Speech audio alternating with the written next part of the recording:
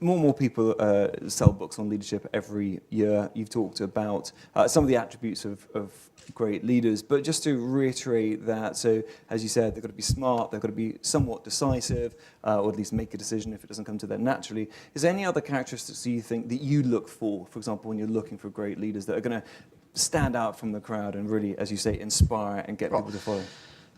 So two questions there. First of all, my father taught me a technique in interviewing, which I still use, rather embarrassingly, but it's served me well.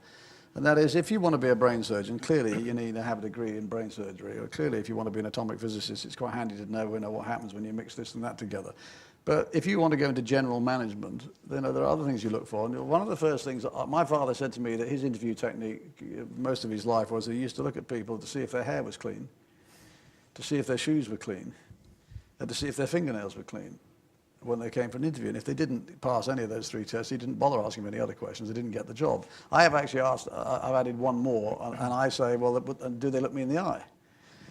Because that says a lot about people. If they've bothered to smarten themselves up, if they've bothered actually to care about their appearance, if they actually look as if they're engaging with you, which is why I use the phrase warm and breathing, that's how you have to judge people, because leadership is about judging people about whether they fit in the team. Ocado has got a particular culture. There's a particular type of person who enjoys that sort of place. Yeah. Ditto Marks and Spencer, ditto I'm sure Waitrose, ditto I'm sure Tesco and whatever else. And therefore, part of the job of the leaders is to choose people who might fit into that organisation. The second thing is you don't want all the geniuses, because you'd have a revolution. They'd all kill each other, You want people who do horses for courses, who can do the bits. So part of your job is building that team. So there's no sort of hard and fast rule about bringing in only the best. And therefore, what are the right sort of people? You need a good mix of people. You need thinkers, you need doers.